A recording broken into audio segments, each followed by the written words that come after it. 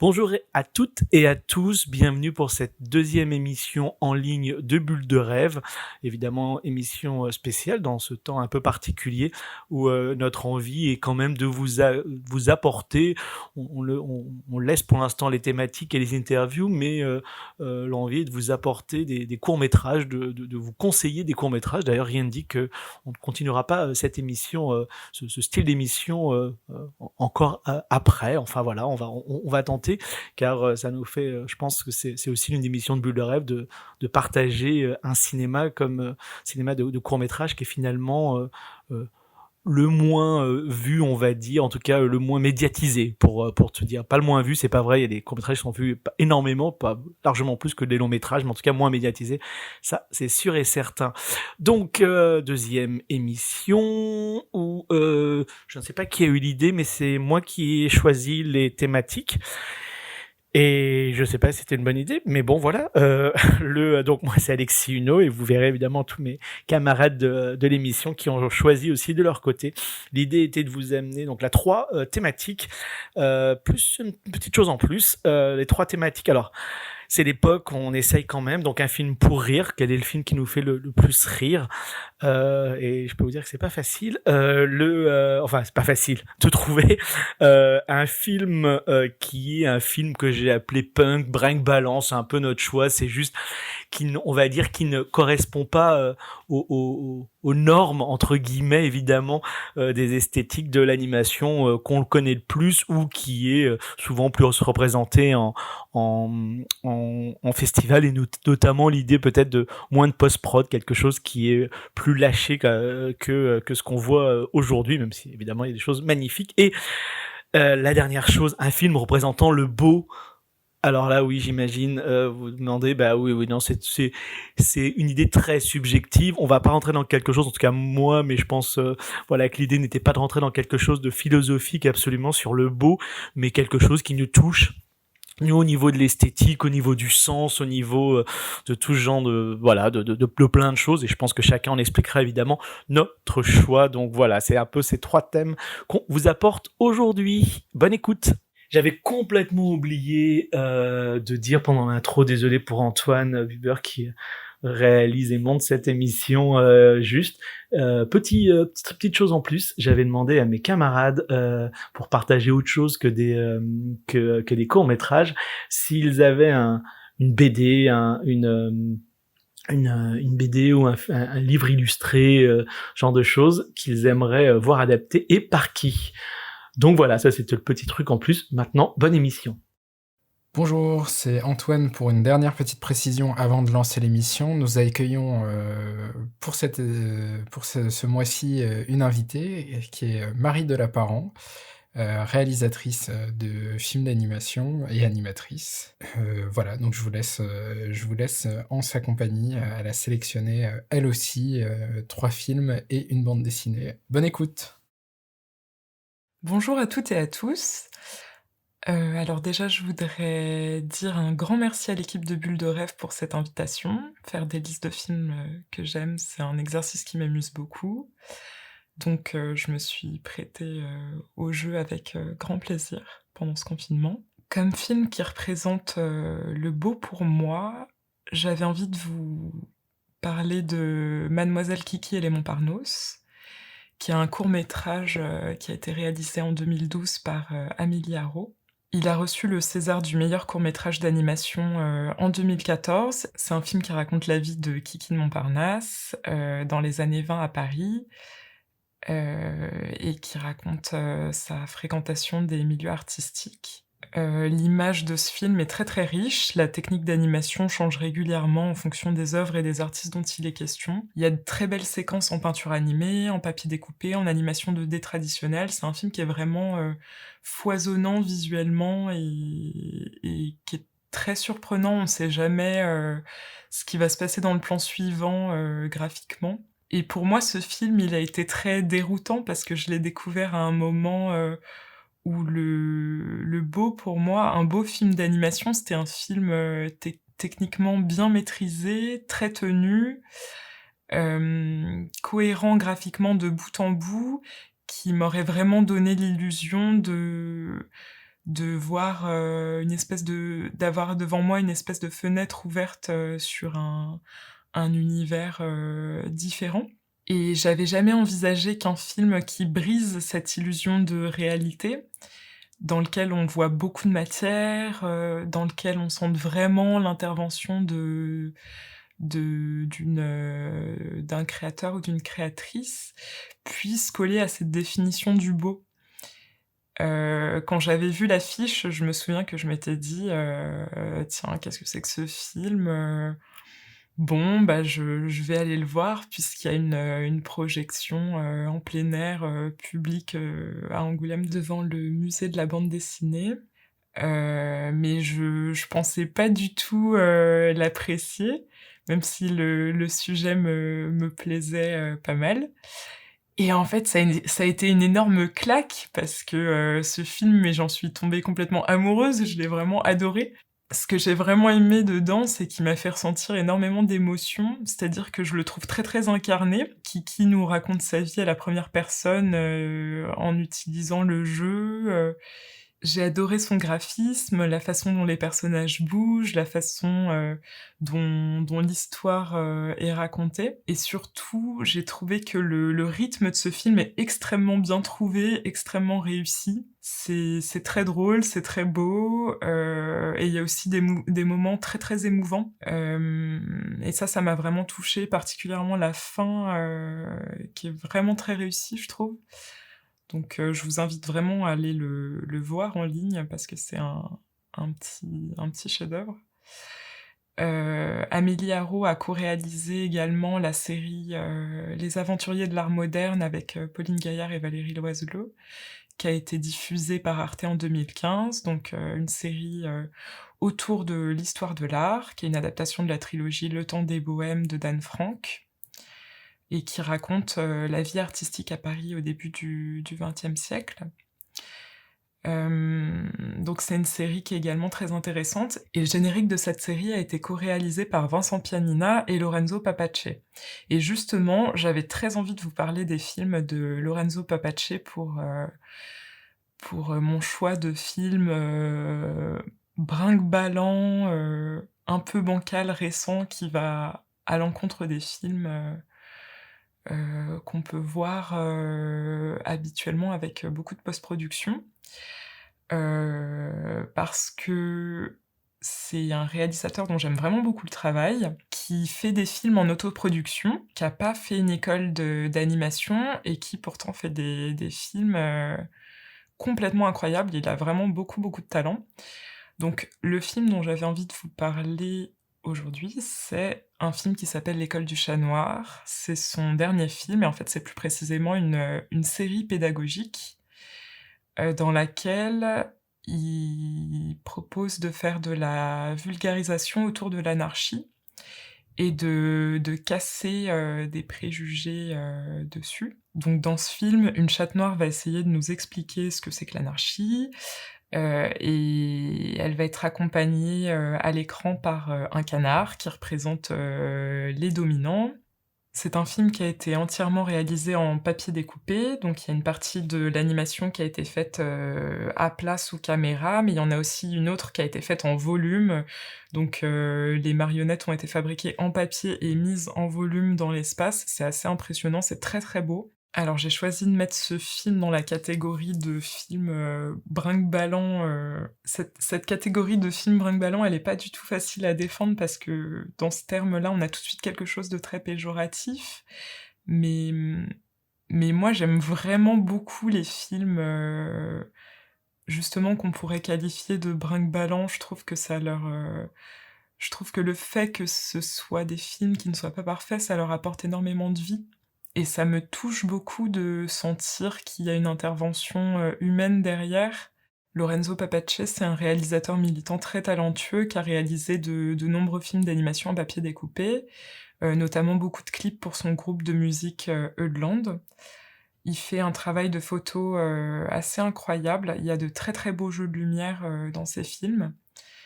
Et il les réalise, souvent, avec une très petite économie. La plupart du temps, ce sont des autoproductions qu'il tourne dans son appartement, sans retour caméra, juste avec, son appareil photo. Parfois il est accompagné par, l'illustrateur Vincent Pianina, parfois il les réalise seul et d'une manière générale, je trouve que ce sont vraiment des films qui ont beaucoup de charme et qui gagnent à être connus. Comme film qui me fait rire, j'avais très envie de vous parler de La Sole, entre l'eau et le sable, un documentaire animé de Angèle Fiodo qu'elle a réalisé en 2011, à la fin de ses études, aux Arts Déco. C'est son film de fin d'études. Elle fait partie du collectif, Babouchka et ce film, La Sole, entre l'eau et le sable, c'est une parodie de documentaire animalier sur la sole, qui est un poisson très particulier puisqu'il est plat et il a 2 yeux, sur un seul de ses côtés. Mais voilà, qui est particulier, mais qui est pas le poisson le plus glamour qu'on connaisse. Et son film s'ouvre sur, animal merveilleux s'il en est, la sole est une énigme de la nature qui fait rêver l'homme depuis la nuit des temps. Moi, rien que ça me fait mourir de rire. Partons à la rencontre de la sole. C'est un film qui a été tourné dans l'appartement de sa grand-mère. C'est un film qui mélange, de l'animation image par image, donc de la stop motion et de la vidéo. Par moments, elle va vraiment, filmer des objets qu'elle va faire bouger avec des dispositifs, comme par exemple, attacher, un objet à un petit fil de pêche pour pouvoir, le tirer à distance et qu'on ait l'impression qu'il bouge, ou alors, venir coller des petites marionnettes, des petits éléments au bout de perches, qu'elle va faire, bouger devant la caméra, voilà. Donc il y a tout un mélange entre, des séquences qui ont demandé beaucoup de temps, qui ont vraiment été animées image par image et d'autres séquences, qui ont été, filmées et faites avec une économie beaucoup plus petite. Et ce film, j'y suis vraiment très attachée parce que c'est un des films qui m'a donné envie de faire de l'animation. Je le trouve très poétique et ce que je trouve, magique et drôle dedans, c'est que par l'animation, la réalisatrice arrive vraiment à donner vie à des objets. Rien que dans la façon dont elle le fait bouger, un apron devient un poisson et ça, moi, ça m'amuse vraiment beaucoup, ça me réjouit et ce film, il est très particulier parce que en fait, c'est un documentaire dans le sens où c'est pas du tout un documentaire animalier sur la sole. On sait jamais si ce qui est raconté, c'est vrai ou si c'est complètement, inventé et fantaisiste. Il y a plusieurs niveaux de lecture, en fait. C'est surtout un documentaire sur sa grand-mère, parce qu'il a été complètement réalisé dans l'appartement de sa grand-mère et on la voit intervenir de plus en plus dans le film. Donc au début, on ne la voit pas et puis, au bout d'un moment, on la voit en train de dormir dans son lit. Pendant le film, on a de plus en plus d'interventions de sa grand-mère. Au début, elle est silencieuse, on la découvre en train de dormir dans son lit, mais petit à petit, on va la voir de plus en plus à l'image et surtout, on va avoir ses commentaires. Donc elle dit par exemple à sa petite fille: «Oh, je te vois grimper sur les fauteuils, qu'est-ce que tu vas encore abîmer?» ou encore, «Tu me vois là? Non, même pas». Puis sa petite fille lui demande: «Tu es déçue?» et elle lui dit: «Non, je suis ravie que tu ne me vois pas dans tes petites bêtises». Donc moi ça me fait beaucoup rire parce qu'on sent vraiment la malice de cette grand-mère et on sent la complicité qu'elle a, avec la réalisatrice, avec sa petite fille et je trouve ça vraiment intéressant que la réalisatrice la fasse participer de plus en plus. Elle lui fait incarner, différents personnages, donc sa grand-mère incarne, à un moment un scientifique, elle doit répéter un texte, à propos de la sole pour expliquer des choses à propos de ce poisson. Il y a plusieurs passages où la sole, c'est plutôt sa grand-mère, il y a une espèce de métaphore, qu'on fait entre ce qui est dit et ce qu'on voit. Elle fait disséquer une sole en gélatine à sa grand-mère, parfois c'est la réalisatrice qui incarne, une sole et sa grand-mère qui doit incarner le requin marteau qui doit, chasser la sole et la dévorer. Ce film, il me fait vraiment beaucoup rire parce qu'il me rappelle le plaisir que j'ai eu à réaliser des films amateurs, avec mes petits cousins pendant les vacances d'été, quand j'étais, adolescente. Et ça me plaît beaucoup de sentir que la réalisatrice et sa grand-mère ont pris beaucoup de plaisir à le faire, en fait. Elle s'amuse beaucoup pendant la réalisation de ce film et ça se ressent énormément et moi ça me fait beaucoup rire. Je trouvais ça aussi approprié d'évoquer ce film maintenant parce qu'il a été entièrement réalisé, dans un appartement, donc c'est vraiment un film qui aurait pu être, réalisé en confinement, donc voilà, je trouvais que le parallèle était, intéressant. Et enfin, comme, livre illustré que j'aimerais voir adapté en film d'animation, j'ai choisi L'Arbre sans fin, qui est un livre, écrit et illustré par Claude Ponty, qui, a été édité en 1992. J'aimerais vraiment voir ce livre adapté en film d'animation par Emma de Swef et Mark James Wells. Donc Emma de Swef a réalisé le film Zachtoplankton en 2008 et c'est Mark James Wells qui en a fait la photographie.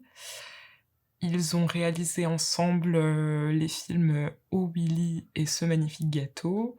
Ils travaillent, essentiellement avec, des personnages et des décors en laine cardée. C'est très, très beau. Il y a toujours, des éclairages complètement incroyables, ça se passe dans des univers, fantastiques assez dérangeants et en même temps, il y a la douceur de la laine cardée qui leur apporte, quelque chose de très confortable alors que ce sont des forêts et des paysages plutôt hostiles. J'aime bien cette espèce de dualité qui est assez dérangeante et j'ai pensé à eux pour adapter l'histoire L'Arbre sans fin, car dans L'Arbre sans fin, on retrouve un peu plusieurs de leurs, thématiques, je trouve. Dans L'Arbre sans fin, en fait, on suit l'aventure d'Hippolène, qui est une petite fille, d'une espèce, que nous ne connaissons pas puisqu'elle a l'air d'être minuscule et elle habite dans un arbre. C'est une sorte de petit, je sais pas si je comparerais ça à un petit singe ou un petit rongeur, anthropomorphe, voilà une espèce de une petite créature, inventée comme, Claude Ponty sait si bien les créer. Donc Hippolène habite dans un arbre et doit faire le deuil de sa grand-mère, Aurée d'Automne, la tisseuse de contes, qui vient de mourir. Et j'aime beaucoup cette histoire, je la trouve très belle, je trouve qu'elle parle très bien du deuil et de ce qui se passe, quand on a besoin de se retrouver tout seul face à soi-même pour, accepter la perte d'un être cher. Et je pense que ce livre pourrait vraiment bien se prêter à une adaptation en animation parce que, notamment, il y a beaucoup de métamorphoses. Par exemple, Hippolène se transforme, tout entière en larme, puis ensuite en pierre et elle évolue dans un univers, fantastique dans lequel il y a plein de petites, créatures, complètement incroyables. C'est une histoire que j'aime beaucoup parce qu'il y a quelque chose de vraiment très tendre, dans le rapport adulte-enfant, je trouve. Et je suis sûre que Emma de Swef et Mark James Wells pourraient apporter, à cet univers quelque chose de très intéressant de par leur technique et leur, leur regard de réalisateur. Bonjour à tous! Cette semaine, on se retrouve donc pour notre podcast confiné autour de thèmes proposés par Alexis pour vous faire découvrir ou redécouvrir des courts-métrages disponibles en ligne. Pour commencer, on va évacuer tout de suite la question du film qui fait rire. Je pense qu'il n'y a rien de plus subjectif que l'humour et j'en ai assez souvent la confirmation en comité de sélection. Lorsque je montre un court-métrage à mes camarades en leur disant que ça m'a fait rire, et que je récolte au mieux un vague rictus de commisération ou en pire un laconique, c'est embarrassant. C'est comme ça, on s'y fait. D'ailleurs, avant de commencer, j'ai envie de décerner une mention à un film étudiant de l'ESMA qui ne semble pas encore être disponible en ligne. Ça s'appelle Œil pour œil et c'est réalisé par Thomas Boileau, Alan Guimont, Robin Courtoise, Mathieu Lecros, Malcolm Hunt et François Brianté. L'histoire est celle d'un pirate borgne qui vient sans cesse recruter des membres d'équipage dans une caverne fréquentée presque exclusivement par d'autres pirates borgnes. Les péripéties sont telles qu'attendues et le ton est volontairement déjanté, voire parfois complètement outré, avec d'incessantes références à l'univers des jeux vidéo vintage, et pour moi, c'est assez rigoureusement irrésistible. Dans le même genre, il y a un autre film que vous pouvez lui voir en ligne, qui s'appelle Wild Love. Il s'agit cette fois d'étudiants de l'ENSI. Paul Autric, Quentin Camus, Léa Georges, Marika Laudet, Zoé Sotio et Corentin Yvergniaud, qui imaginent un film de vengeance sanglant, mettant en scène des marmottes et un couple de promeneurs amoureux. Voir la manière dont les bestioles rancunières s'organisent pour éliminer les deux humains responsables de la mort de l'une d'entre elles est un régal. D'autant que les marmottes utilisent le propre matériel du couple. Leur réchaud à gaz devient un lance-flamme, la bombe de lac est un efficace lacrymogène et la guirlande électrique un lasso. Le film ne recule pas devant quelques détails gore et surtout va jusqu'au bout de son idée, l'extermination des humains stupides et envahissants. C'est moi où on peut même y voir une forme de prophétie sur la manière dont la nature va probablement se débarrasser de l'humanité. Ce qui m'amène d'ailleurs au film dont je voulais vous parler. Pas si éloigné dans la thématique, mais à quelques années-lumière en termes de style, puisqu'il s'agit de Symphonie numéro 42 de Rekha Buksi. Et oui, encore un film de fin d'études. Ici, on ne parlera évidemment pas de comédie, mais d'un humour distancié, et même d'une absurdité poétique qui personnellement me réjouit beaucoup. Tout le film est formidable, avec une succession de scènes burlesques et décalées, mi-cosmiques, mi-ésotériques, qui mettent en scène des êtres humains et des animaux à la fois familiers et étranges. Il y a une vache que l'on remplit de lait, une femme qui râpe son cerveau dans une assiette, un éléphant prisonnier qui peint consciencieusement les mots « aidez-moi », un cheval à roues, puis un autre qui fait du vélo, ou encore, et personnellement c'est ma scène préférée, un ballon de baudruche qui se heurte au bord supérieur de l'écran et explose. Mais bien sûr, comme dans les meilleures comédies, le rire se mue peu à peu en trouble, voire en tristesse, en raison de ce qu'il montre des rapports entre l'homme et la nature, et de leur perpétuelle absurdité. On passe ainsi par des émotions diverses et l'humour des situations apparaît pour ce qu'il est, une tentative noire et sarcastique d'autodérision salvatrice. Pour ne rien gâcher, on trouve déjà dans Symphonie 42 tout ce qui fait le sel du cinéma de Rekha Buksi, et notamment son esthétique si particulière, aux personnages presque naïfs, perdus dans de vastes aplats de couleurs. Bon d'accord, je vous ai parlé de 3 films pour le prix d'un. Mais bon, par les temps qui courent, peut-on vraiment faire l'impasse sur des moments de fantaisie et d'humour ? D'ailleurs, je vais être plus concise sur les 2 thèmes restants. Le défi suivant, merci Alexis, était de parler d'un film bricolé, quoi que cela veuille dire. J'ai décidé d'en profiter pour vous parler d'une réalisatrice dont j'apprécie énormément le travail, et qui pratique un cinéma artisanal, lui aussi onirique, hybride, qui ne recherche pas la perfection d'une animation ultra léchée. Chloé Maslow, puisque c'est bien d'elle qu'il s'agit, a fait de la pixelation sa marque de fabrique, révélant film après film la sincérité brute et un peu décalée que génèrent des images volontairement saccadées. Avec elle, c'est comme notre vie qui vibre sur grand écran, avec ses petits tracas, ses illusions déçues et son désenchantement doux amer. J'aime notamment la manière dont elle se met en scène, ainsi que sa famille. L'envie de renouer avec ses racines dans des routes, une douleur intenable avec laquelle on s'habitue pourtant à vivre dans les petits cailloux, l'observation ironique du cycle de l'existence dans Diamanteur. J'aurais pu vous parler de chacun de ces films, je les aime tous. Mais puisque l'idée est de conseiller un film accessible en ligne, ce sera donc arbitrairement L'amour m'anime. Comme un fil directeur à cette chronique, c'est d'ailleurs à nouveau un film de fin d'études. La réalisatrice y raconte, en mêlant extraits de journaux intimes et scènes animées, le cours de sa vie amoureuse. C'est plein d'autodérision, bien sûr, mais aussi d'un mélange de tendresse et de cruauté, avec un cœur littéralement broyé et la langue d'un beau parleur passée joyeusement à la moulinette. L'aspect volontairement bricolé d'une animation protéiforme offre une liberté de ton en parfait accord avec l'ironie tendre du sujet, traité sur un mode plus léger que tragique. Bricolé ou pas, c'est une cure de jouvence. Enfin, j'en arrive au dernier défi d'Alexis, et non des moindres, puisqu'il s'agit de vous parler du beau. En termes de subjectivité, je pense que cette fois on atteint vraiment des sommets. Pour vous donner une idée, mon paysage de rêve est un champ de pierre volcanique en Islande. En peinture, ce serait le carré noir sur fond blanc de Malevich. Bon, à chacun ses vices. J'étais donc persuadée que j'allais vous parler d'un film expérimental, aride et abstrait, de préférence dans un camailleux de gris et de noir accompagné par une musique stridente. Et puis finalement, et j'en suis la première surprise, je suis partie dans une direction moins radicale. En effet, j'ai eu envie de vous parler d'un film narratif dans lequel la beauté s'offre ouvertement, à la fois dans son esthétique et dans son propos. Une histoire d'amour triste, sublimée par la dimension littéraire et même poétique, des deux voix off qui s'y entremêlent. Un film qui, dès son titre, affirme son amour des mots et de la langue française. Le jour nous écoute. Le jour nous écoute est réalisé par Félix Dufour-Lapeyrière, d'après des poèmes d'Hélène Dorion. Et c'est comme la porte d'entrée dans un monde sensible et intime qui me semble très proche. Une alchimie douce et déchirante à la fois entre une animation ténue, fragile même, et des phrases qui expriment avec précision des sentiments si forts. La vie est là, qui quelquefois se brise contre elle-même. Ou encore, quelque chose n'aura jamais lieu, que tu as pourtant posé sur ma vie. À l'écran, la neige tombe sur un visage de femme. Des silhouettes frêles et vacillantes s'estompent. La fumée d'une cigarette s'élève dans les airs, une photo s'échappe d'un livre.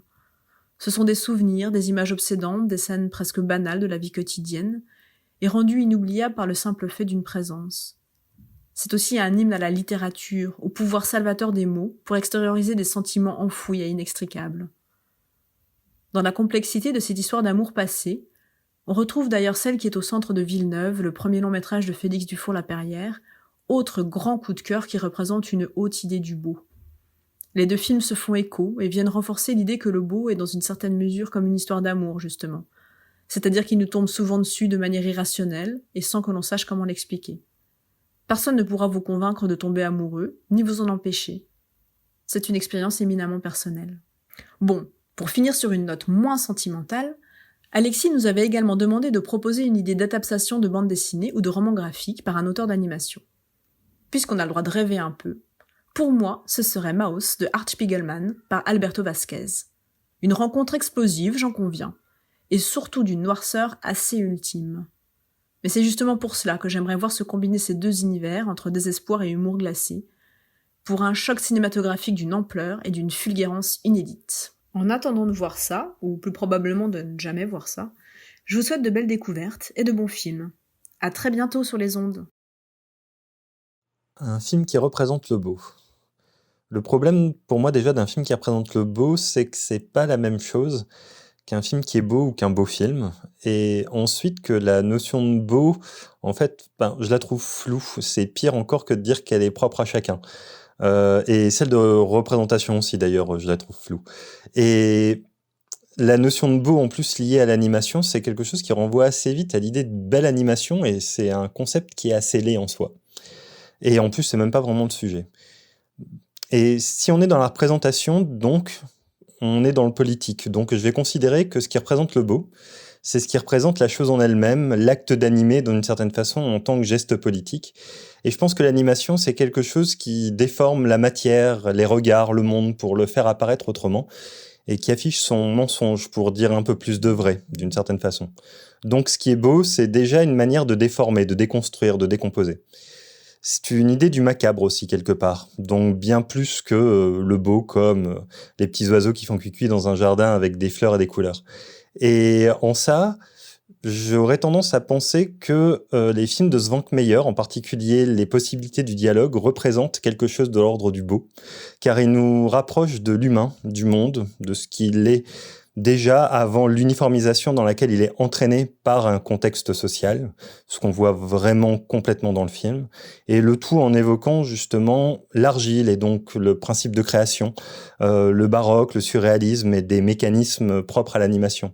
Et finalement, en allant sans un seul mot prononcé, mais bien plus loin dans l'idée d'un anéantissement de la condition de l'homme et de son impossible retour en arrière malgré les répétitions, et dans l'idée d'un anéantissement du monde aussi, d'une certaine façon, il va vraiment plus loin, je pense, que n'importe quel film de guerre ou autre qui l'expose clairement et nettement. Et en ça, d'une certaine façon, pour moi, il représente le beau. Alors, un film qui fait rire. Je pense que j'ai le rire assez facile et j'ai du mal à choisir. Mais je pense que l'un des films qui me fera toujours le plus rire, même après l'avoir vu au moins 10 fois et le connaître absolument par cœur, et donc malgré les gags qui peuvent devenir répétitifs, mais je rirai toujours aux éclats, c'est Au bout du monde de Constantin Brondit. Et en plus, Constantin Brondit en a mis une super belle version en ligne ces derniers temps sur son compte Vimeo. Le rire dans le film, je pense qu'il vient de la dynamique des gags, qui est vraiment millimétrée, mais aussi vraiment de l'idée de base, qui est d'une simplicité, mais vraiment déconcertante. Et même si c'est assez théâtral, c'est simplement une maison tout en haut, mais alors vraiment, vraiment, vraiment tout en haut d'une montagne. Et ben la maison, elle penche. Et la logique qui découle de la situation première, qui est complètement illogique, ben ça rend tout complètement incroyable et super drôle. Et par contre, j'aimerais bien citer un film un peu plus récent, donc qui est de l'année dernière, mais qui est aussi en ligne, et je pense que ça vaut vraiment le coup. C'est Don't Know What de Thomas Reynolder. Et je pense vraiment que c'est l'un des films les expérimentaux les plus drôles qui soit, qui existe, qui ait jamais été fait. Parce que justement, le cinéaste arrive à reprendre les codes, à les détourner et à s'en moquer un petit peu, mais vraiment gentiment, tout en faisant ce que fait tout cinéaste expérimental finalement, c'est-à-dire expérimenter. Sauf que lui, en fait, par rapport à d'habitude, par rapport à ce qu'on voit habituellement, en fait, il rend tout comique parce que il nous dit face à face qu'il sait pas vraiment ce qu'il fait et que en fait, il fait des trucs comme ça. Et en faisant un peu n'importe quoi, on a l'impression dans ce qu'il nous dit, bah, il s'amuse, il nous amuse aussi, et en plus, il résume 2 décennies de cinéma autrichien. Donc, c'est parfait. Alors, un film bancal. J'avoue avoir un peu de mal avec la notion de film bancal et pas complètement la cerner. Je suis pas tout à fait sûr de comprendre exactement ce qu'Alexis demandait, mais ce n'est pas si grave. Je vais peut-être parler de la découverte en fait pour moi du confinement, qui est un film qui est pas justement forcément parfait, parce qu'en plus il est pas fait par quelqu'un qui est un animateur à l'origine, je pense, mais n'en suis même pas certain. Mais qui reste extrêmement intéressant et important. C'est un film espagnol de 1978 signé Gabriel Blanco et qui s'intitule La Edad del Silencio, donc l'âge du silence.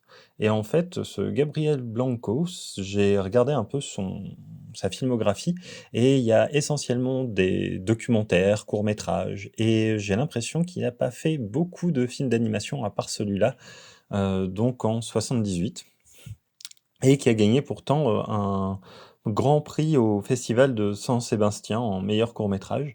Et c'est un film qui est assez simple en apparence, mais qui a aussi une énorme dimension politique, comme pas mal de courts-métrages d'animation, on va dire dans les années 60, 70 aussi, où en fait on a un plan fixe au tout début. Le film dure 9 minutes et la moitié du film, en fait, c'est un plan fixe sur un visage qui nous regarde et qui commence à crier, hurler, et on va essayer de le museler. Et lui va essayer d'échapper au fait qu'on essaie de le museler en faisant des trous sur ses joues, en essayant d'échapper des sons, jusqu'au moment où tout son être, en gros, on va dire, etc., va exploser, et où le film va continuer justement en jouant là-dessus. Alors le film est peut-être un petit peu simpliste, on sent que l'animation est pas évidemment loin d'être parfaite. On peut avoir l'impression de quelque chose d'un peu simple ou qui, au niveau du rythme, n'est pas absolument parfait, mais quand même, ça tient vraiment, vraiment très bien la route, et je trouve que l'expression formelle, tout ce qui est visuel, etc., dans sa simplicité, là aussi, ça fonctionne vraiment très très bien. Et c'est un film qui est vraiment à découvrir, et merci des sites russes un peu bizarres de nous permettre de découvrir ce type de film. Alors, pour un livre illustré que j'aimerais bien voir à l'écran, ça va être un peu une utopie, une double utopie, je pense. Je citerai parce que, simplement parce que je trouve que ce bouquin est une merveille absolue, toujours Le Petit Prince. Il y a déjà eu évidemment des adaptations qui sont absolument nullissimes et dont je parlerai pas. Il y en a une qui est correcte, c'est celle de Will Vinton, qu'il a fait dans les années 70. Mais c'est pas nécessairement que j'aimerais voir le livre adapté, parce que j'ai toujours peur et j'aurais toujours peur que ça soit une catastrophe absolue. Mais par contre, je m'étais toujours dit que s'il y a une personne qui arriverait peut-être, un animateur qui arriverait peut-être à capter quelque chose du Petit Prince et à transformer le Petit Prince en un film d'animation qui serait vraiment, vraiment magnifique, c'est Frédéric Bach, d'où la seconde utopie, puisque aujourd'hui ce n'est plus possible, donc finalement plus personne ne pourra adapter Le Petit Prince. Mais je trouve que Frédéric Bach avait vraiment un style qui aurait vraiment pu être intéressant, parce que il arrive à capter des éléments toujours mettre en scène des choses simples, des choses assez quotidiennes et d'une poésie, avec une grâce, avec une beauté totale. Et j'ai l'impression qu'il n'y a que lui qui arrivait vraiment à faire des choses comme ça et qu'il aurait réussi, je pense, j'ai l'impression. Enfin, c'est vraiment quelque chose que je ressens et que je vois quand je regarde un peu ces films, à capter quelque chose quelque chose du merveilleux du Petit Prince d'une certaine façon, pour essayer de le transcender avec finalement quelques touches de peinture, quelques traits au crayonné, et essayer justement de le mettre en scène comme ça, avec le mouvement avec lequel il mettait le monde en scène et avec lequel il l'animait, que ce soit dans Crac ou alors dans L'homme qui plantait des arbres, par exemple. Pour cette deuxième session de Bulles de rêve en confinement, Alexis nous a proposé plusieurs thèmes. Alors, d'abord, un film qui, pour nous, représenterait le beau. Alors, pour moi, l'évident, ce serait le cinéma du Rhinderstein. Je dirais d'abord soit Le Hérisson dans le brouillard, soit Le Conte des Contes, et je vais privilégier ce dernier, car c'est le premier des deux que j'ai vu. Il m'avait subjugué à l'époque. Je ne crois pas avoir vraiment vu alors de film avec cette richesse esthétique. Enfin, c'était un vrai choc dans le style, dans la forme, une vraie découverte. Et j'en ai aimé le pouvoir d'imaginaire, cet hommage à l'enfance déjà un peu évanoui, dans une narration libre qui se d'une idée à une autre, comme dans un rêve, voire dans un cauchemar, mais qui au fond ne fait pas plus peur ou pas moins peur qu'un conte de Grimm. J'en aime sa tristesse assez délicate et cette idée qui nous accompagne que le temps passe inexorablement, qu'il est impossible de l'arrêter. Il y a beaucoup de tristesse qui transparaît avec cette délicate musique qui nous renvoie vers la nostalgie du passé. Ce passé de Norstein qui vient d'un souvenir personnel, mais qui est aussi le nôtre. Comment on réinterprète le temps qui a passé avec le temps. Pour l'idée de film brinque-ballant, j'ai un film presque bancal, récent, modeste dans son exécution. Quelques idées que j'ai eues ne sont pas forcément en accès libre sur YouTube ou Vimeo. J'avais notamment pensé à Élise de Valentine Moser, un des films de la compétition des films de fin d'études d'Annecy en 2019, qui traite avec une simplicité dans le fond et la forme de la maladie d'Alzheimer. C'est un trait élégant, sans fioriture. Alors, j'espère qu'il sera un jour accessible à tout le monde, mais voilà, si vous le repérez quelque part, je le conseille vivement. Et enfin, en conclusion, parce qu'on en a besoin en ce moment, un film qui fait rire et vraiment rire, j'ai fortement envie de suggérer Des résidus analytiques de John Boutin, un de mes plus grands souvenirs de fou rire en festival, une série de gags nonsense qui s'enchaînent avec une inventivité très plaisante, qui fonctionne par sa maîtrise de l'absurde et cette voix de traducteur automatique, faussement neutre, robotique, qui amène du vide avec beaucoup de certitude. Ce sont des petites vignettes qui s'enchaînent avec un rythme très particulier sur l'entêtement, sur des gags parfois laissés en suspens, résolus ou non, avec des trouvailles visuelles hilarantes, et donc ce fou rire personnel partagé avec des amis et collègues, Festival de Poitiers. Donc c'était un film d'étudiant qui m'a vraiment beaucoup séduit à l'époque, et qui, 3 ans après, continue encore de m'accompagner de temps en temps. Des images qui me reviennent, qui me font rire comme ça soudain dans la rue. Donc voilà, je le recommande vivement. Enfin, pour l'idée de bonus, je choisirais un des auteurs de Fluide glacial. Alors, il y a plusieurs pistes. Mon premier choix aurait été Les Paracuelos de Jiménez, ces récits d'orphelins contraints de subir les brimades de leurs soi-disant protecteurs, qui se révèlent plutôt des défenseurs du régime franquiste. Une satire féroce des religieux proches du pire des pouvoirs, et comment des enfants tentent modestement d'y résister, d'y survivre, sans avoir conscience que leur combat est si politique que ça. Ils survivent, ils tentent de résister comme ils peuvent. Mais l'esprit, on a déjà été mis en image plus ou moins directement par Guillermo del Toro dans 2 de ses films, Le Labyrinthe de Pan, mais surtout Les Chines du Diable. Mais les 2 films s'inscrivent plutôt dans un registre fantastique, alors que la BD de Jiménez est déjà beaucoup plus réaliste. Del Toro a su vraiment retranscrire cette partie réaliste avec une force qui est celle de la bande dessinée. Donc, est-il encore utile d'adapter les Paracolos ? Je me pose la question. Surtout si on pense à l'esprit de la ruche de Victor Hérissé. Et donc, pour aller vers une terre un peu plus inconnue, j'aimerais bien voir au cinéma, que ce soit en prise de vue réelle ou en animation, selon l'imaginaire des cinéastes, des adaptations de Edica avec ses digressions alambiquées, de mauvaise foi d'auteur, dans lesquelles je me reconnais, ou alors dans les contes gothiques cruels et angoissants de Forster, avec ses plans en contre-plongée à la Citizen Kane, et ses récits d'un humour noir, mais très noir, et qui font vraiment peur. Et donc, si quelqu'un arrivait à s'emparer de leur style si personnel, j'en serais assez ravi.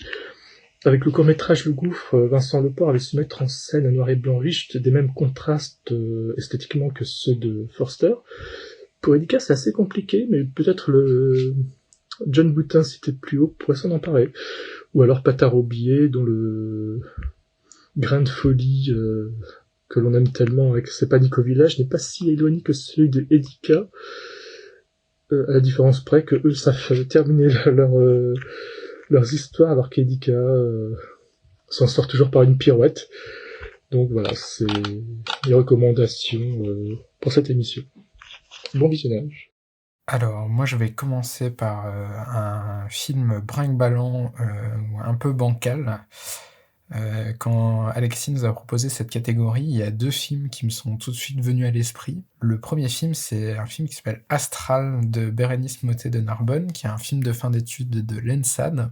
Alors, les termes d'Alexis sont un peu particuliers parce qu'ils sonnent pas positifs, mais alors pour moi, c'est un vrai compliment de dire qu'un film est un peu brinque-ballant, parce que ça veut dire qu'il y a quelque chose de très joli dans une certaine fragilité qui vient que tout n'est pas fait de manière académique. C'est comme ça que je l'entends. Et Astral, pour moi, c'est un film qui illustre très bien ça, parce qu'il a un scénario qui est tout sauf académique. Il y a une narration dans ce film, mais on sait pas trop où on va. On est un peu... on fait des choses qui sont souvent mal vues en termes d'écriture, c'est-à-dire que ça joue beaucoup avec le rêve, avec le fait qu'on ne sait pas trop si on est dans la partie rêvée ou pas. Et c'est un film qui, je trouve, arrive très bien à jouer sur cette espèce de fragilité, de nous emmener pendant toute sa durée dans un monde, et même si la narration est pas parfaite, on est emporté, et on est baigné dans un espèce d'univers, dans un cocon dans lequel on a envie de passer du temps. Voilà, c'est un très beau film. Il y a la musique qui fait beaucoup. Donc c'est un film de marionnettes, et il y a toute une séquence de danse avec ces marionnettes qui est juste magnifique, qui donne envie de vivre dans cet univers-là. Et voilà, c'est un film qui a des petites fragilités, et dans son animation et dans sa narration surtout, mais qui rendent le film très très beau. Et le deuxième film dont j'avais envie de vous parler, c'est un film aussi de fin d'études, du Royal College of Art, de Nelly Goniewski, qui s'appelle The Sine Wave, qui pour le coup rentre complètement dans ce que Alexis nous avait demandé, c'est-à-dire un film qui est fait en grande partie sans post-prod. Je pense même qu'il n'y en a pas du tout.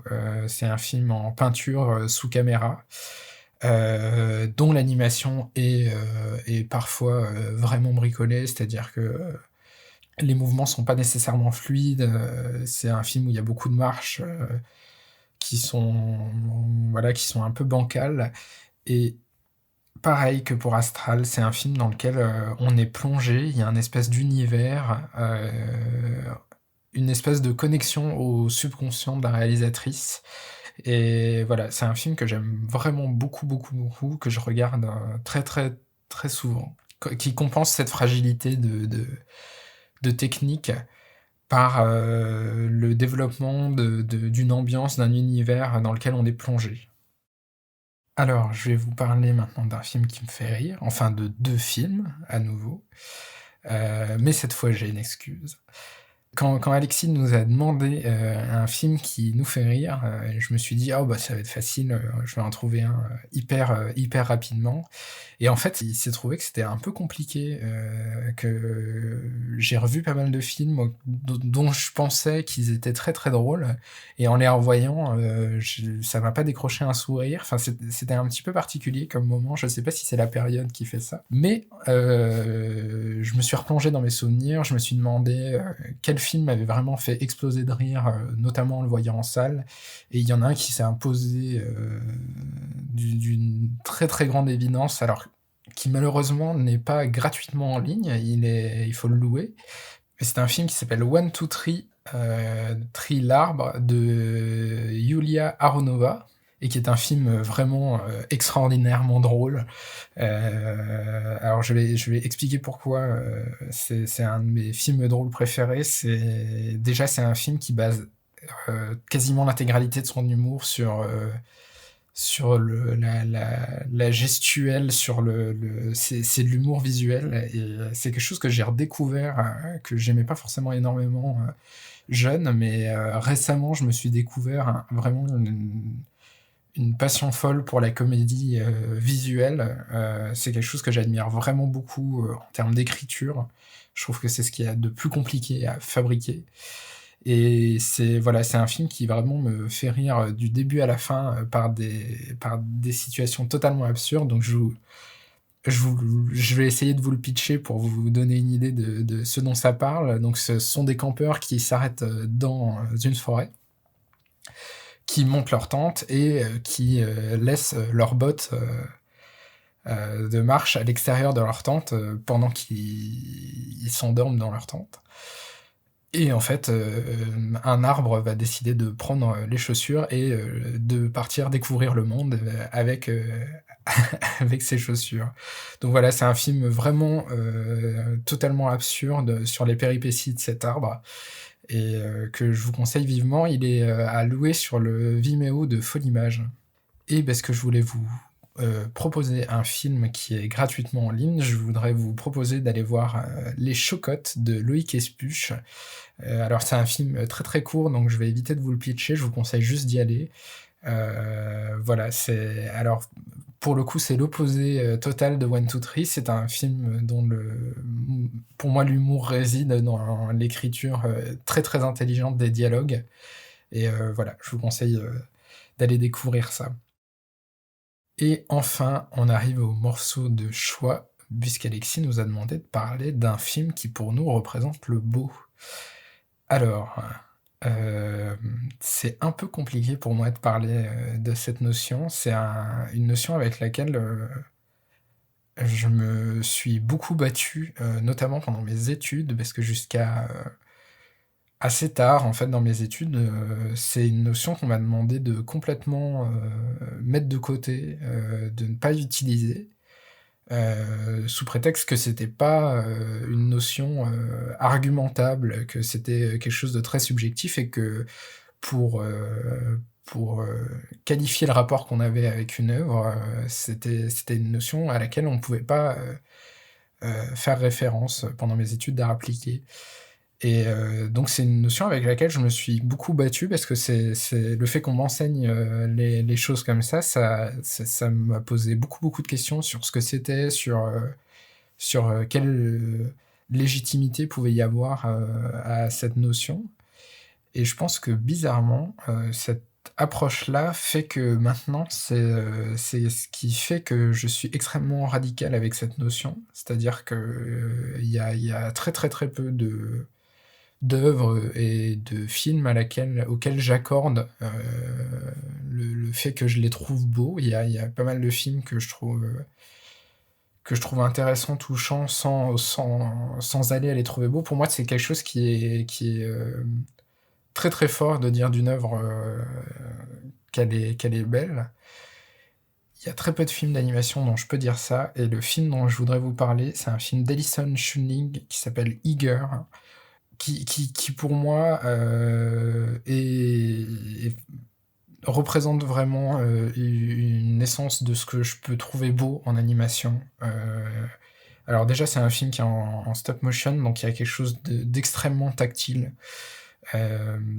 Dans un premier temps. La deuxième chose, c'est que c'est un film qui n'est pas vraiment narratif et qui se concentre essentiellement, pour moi, sur la beauté du mouvement. Et c'est quelque chose qui me touche énormément, qui a une importance vraiment forte pour moi. C'est un film qui se rapproche, à mon sens, d'un ballet de danse. Il y a cette espèce de grâce pour le mouvement, uniquement pour ça. On sent qu'il y a un plaisir de la réalisatrice à mettre en scène des mouvements uniquement pour eux-mêmes. Et en ça, c'est un film que je trouve extrêmement beau et fort. Et enfin, Alexis nous a demandé un petit bonus, à savoir une bande dessinée, un manga ou un livre illustré qu'on aimerait voir adapté, et si possible par qui. Alors c'est pareil, c'est très très compliqué de faire un choix, parce que il y a beaucoup d'œuvres dont j'aurais aimé vous parler. Je suis un grand lecteur de bande dessinée, notamment 2 œuvres dont j'ai fait la découverte cette année en bande dessinée, qui sont que j'aimerais voir adaptées par une réalisatrice, mais dont je ne sais pas si elle aimerait le faire. La réalisatrice s'appelle Valentine Dumez. Alors, pour ceux qui connaissent son travail, elle a essentiellement sorti des films abstraits, mais elle travaille aussi, elle a un dessin figuratif qui est très très fort, et j'aimerais beaucoup la voir adapter une de ses 2 BD, qui est alors soit Sauvage ou La sagesse des pierres de Thomas Gilbert, soit une bande dessinée, alors qui est ma grande découverte de l'année, qui s'appelle Dans un rayon de soleil de Tilly Walden, qui est un univers de science-fiction totalement fou, rempli uniquement de femmes et de personnes non binaires, pour aucune raison. On n'a pas d'explication, et on s'en fiche, et c'est très très bien. C'est une bande dessinée qui est très très forte, qui fait du bien et à la bande dessinée et à la science-fiction. Voilà, que j'aimerais aussi beaucoup voir un jour adapté, peut-être par Valentine Dumez. Et à part cette suggestion, j'aimerais beaucoup voir une adaptation d'une série de bandes dessinées très connue qui s'appelle Le Combat ordinaire, dont j'aimerais beaucoup voir une adaptation par Gilles Cuvelier. Voilà, dont on parle beaucoup dans Bulle de rêve, mais dont je vous rappelle qu'il a fait un film très très fort qui s'appelle Full Time Job, et puis avant 2 films qui pour moi sont très très marquants aussi, qui sont Love Patate et Chahut. Alors, un film pour rire. Alors, pour petit rappel, donc c'est là Alexis Huneau qui parle. Pour petit rappel, c'est moi qui ai fait l'intro. J'ai oublié de vous dire, c'est vrai qu'on tente de trouver des films qui sont, enfin pas on tente, on veut trouver des films qui sont sur le net légalement, que ce soit alors si possible gratuit dans la majorité des cas, payant si vraiment au cas où on trouve que bah voilà c'est notre film préféré, enfin en tout cas là il correspond bien à la thématique, on vous mettra ça aussi de temps à autre. Alors le film pour rire, moi j'ai eu beaucoup de mal, je voulais partir sur quelque chose de peut-être classique comme Screwball Squirrel de Tex Avery ou What's Opera Dog de Chuck Jones, difficile, trouvable sur internet mais pas évidemment souvent de façon légale, hein. Tout ça c'est Warner, MGM, c'est des choses qui ne sont pas forcément faites de manière légale. j'avais aussi, pourquoi pas, parce que j'adore ce nouveau format qu'ils ont trouvé, donc la bûche de Noël de Patard et Aubier, avec ces 25 minutes comme ça qui je trouve fonctionnent bien. Même moi, si j'ai une tendresse particulière pour le long métrage qu'ils ont fait, Panique au village, que j'aime vraiment beaucoup, qui justement je trouve n'est pas que drôle d'ailleurs, qui est des fois très tendre, enfin qui part dans plein de choses. Allez, parce que quand même je peux pas faire autrement. J'en ai gardé 2, mais il y en a un troisième qui est sur le podium, on va dire, de ces 3-là, qui s'appelle Mr. Endo of the Woods de Taniguchi Takashi. Il est pas vraiment légal, j'ai pas l'impression, il est sur pas mal de sites de YouTube, etc. Mais je pense pas que voilà, il soit en légal. Ça me fait mourir de rire. Je pense que c'est presque le film que j'aurais dû choisir parmi les 3, mais en effet, comme on a dit, c'est uniquement légal, donc voilà. Donc j'en ai choisi 2, un qui d'un réalisateur dont je suis pas fan normalement du cinéma, qui s'appelle Till Novak, qui est un réalisateur autrichien, et ça s'appelle The Centrifuge Brain Project, et qui est un film qui me fait, j'avoue, beaucoup rire. Je le trouve à la fois un peu facile entre guillemets, mais qui fonctionne bien, notamment, et c'est pas de l'anime, mais grâce à l'acteur, au personnage principal qui joue ce scientifique qui veut nous arracher à la gravité et qui donc invente des machines folles, enfin dans les fêtes foraines, hein. J'ai un trou de mémoire au moment où je vous en parle, mais en tout cas voilà, toutes ces attractions dans les fêtes foraines qu'on peut avoir, et ces roller coaster en anglais, et qui invente de manière à ce que nous, physiquement, et donc dans notre tête, mentalement, on aille ailleurs, et en fait on se déplace donc là, sans gravité, mais aussi qui parle un petit peu de se détacher du monde, je trouve, qui est autour de nous. Et c'est un film, je me rappelle quand il est passé à Annecy, que j'avais bien aimé, mais sans plus, voilà, peut-être côté snob de se dire ah oui, ça fait rire, mais quand même. Et puis je le montre assez régulièrement en cours, et je trouve que c'est un film qui fonctionne vraiment très très bien, en tout cas moi, qui me fait beaucoup, pas beaucoup rire, mais qui me fait vraiment sourire et rire à chaque fois.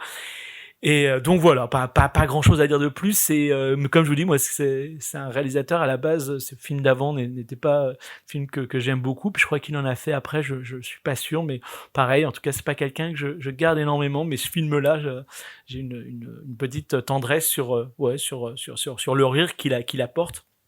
Et puis si je devais donner, allez, j'ai dit que j'en avais gardé 2, hein, tout comme toujours. Enfin, bien évidemment, c'est dur je trouve, de garder un seul film. Et ben, je vais prendre un film de Chris Lavis et Maciek Szczerbowski, qui sont notamment connus, hein, pour Madame Tutti-Poutli. Et c'est quelque chose qu'ils ont fait pour une série qui s'appelle Naked Island, qui avait été commandée par l'ONF. Et c'est le film que j'ai choisi. On en fait 2. C'est We Drink Too Much. Je vais pas trop vous en dire, on le mettra. Ça met en scène 2 pigeons. Je trouve que l'ambiance est absolument parfaite.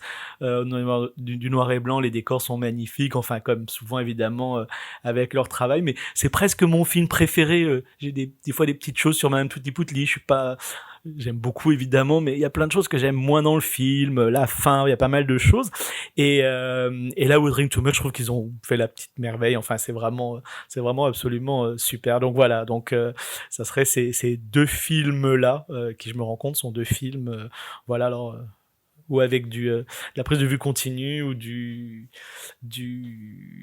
volume comme ça. Voilà, je sais pas si c'est ça à voir, puisque non, il y avait des dessins animés. Donc cette fin ne sert strictement à rien, mais j'espère que voilà, vous trouverez en tout cas les 2 films que je vous propose, en tout cas les 2 films principaux, c'est rigolo. Alors, un film punk, brinque-balance, c'est drôle, vous pouvez pas voir parce qu'on fait de la radio. J'ai ma petite liste, je fais une petite liste avec plein de titres de films. Et un film punk, brinque-ballant, pardon, hein, que j'ai appelé ça comme ça, qui est en tout cas un film un petit peu à l'esthétique particulière, au rythme, je sais pas, enfin voilà, il n'y a pas de post-prod comme j'ai dit, ou des choses comme ça. Et j'ai qu'un film. Au moins là c'est clair, je pourrais pas en dire plusieurs. C'est un vrai coup de cœur que j'ai eu ces dernières années. Bon, c'est ce film-là. Alors ce film-là pour moi est son grand film, vraiment son très grand film pour l'instant. Il a fait d'autres choses qui m'intéressent, mais là vraiment, je me rappelle l'avoir vu à Animafest à Zagreb, et je pense que je pourrais le mettre aussi dans le film drôle pour rire, c'est Peter Millard et Unhappy Happy, qui est pour moi une merveille à la fois donc de drôlerie parce qu'on sait pas où on va, on se dit non il ose pas, mais aussi d'un jeu sur le médium du cinéma d'animation, avec plein de moments donnés où on va être en arrêt sur l'image pendant longtemps. À la fois, il a un sens du timing absolument incroyable parce qu'on se dit ça va continuer encore et ça continue, mais ça continue suffisamment pour que, enfin moi je trouve ça toujours épatant. À la fois on est en attente et puis ça s'arrête au moment où on se dit bon c'est peut-être quand même un peu long, et puis voilà il y a toute cette partie, je vous laisse découvrir si vous l'avez pas vu, mais pour moi c'est un bonheur, et beaucoup de gens c'est un vrai débat en plus que je trouve intéressant, Peter Millard, parce que avec des gens qui connaissent très bien l'animation, c'est souvent un débat, ça m'est arrivé avec quelques personnes, moi que j'adore, et qu'on me dise mais non c'est un jeu m'en foutiste, etc. Je pense que non, je pense que c'est quelqu'un enfin qui est vraiment qui se fait plaisir avec le cinéma, qui se fait plaisir, qui vit son cinéma d'animation comme il vit sa vie. Je le connais pas bien, mais j'ai cette impression-là en tout cas, c'est cette impression que ça me donne. Je trouve que c'est un bonheur dans son cinéma parce que voilà, il y a un vrai plaisir et un bonheur de l'instantané, du moment dans lequel c'est fait. Il a encore fait là quelques films récemment, justement, on a l'impression que ça a un vrai plaisir. Alors, en plus dans la jouissance, dans ce plaisir là, dans ces derniers films. Mais Unhappy Happy amène une mise en scène qui est encore plus forte, et encore une fois un jeu sur le spectateur, sur l'attente du spectateur, sur qu'est-ce qu'on va avoir, qu'est-ce qu'on va d'un seul coup découvrir, est-ce que le mouvement qui est mis en place, enfin je trouve que c'est un film moi qui me mais vraiment qui me fait un bonheur et un plaisir à chaque fois, et c'est drôle parce que c'est vrai que je l'aurais pas forcément mis, mais là je me rends compte que c'est un film qui correspond à plein de thématiques ou plein d'enjeux qu'on a pu avoir déjà dans l'émission d'avant ou dans cette émission au niveau des thèmes qu'on se donne.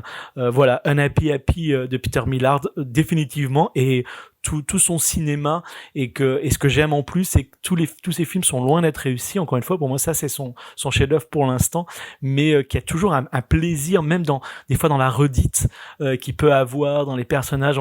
C'est un peu la même esthétique pour l'instant, mais le même rythme, ce qu'il a fait pour l'animation japonaise, etc., etc. Mais il y a un vrai bonheur de faire les choses et de les faire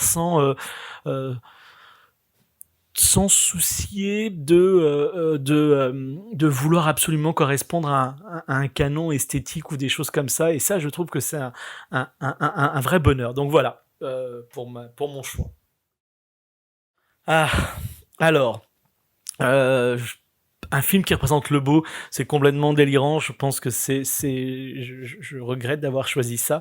Alors là j'ai mis voilà, pour le film punk j'avais un film, là j'ai à peu près 25 films, mais vraiment des réalisateurs, je recommande pas citer Norstein, les frères Quay, Kovalyov, Schwitzgebel, Yamamura. Je triche complètement sur ça parce que j'ai trop de films par rapport à ça. Donc là j'ai des réalisateurs, Lea Vidakovic qui vient de ressortir un film récemment, comment ne pas parler de films comme Je crée contre la vie ou pour elle de Virgin Keaton, Rocinha en décembre de Théodore Huchef, Full Time Job de Gilles Cuvelier, The Man with the Beautiful Eyes de Jonathan Hodgson, 1, 2, 3 Crépuscule de Félix Dufour-Laperrière, Tuning Instrument de Jerzy Kouchia.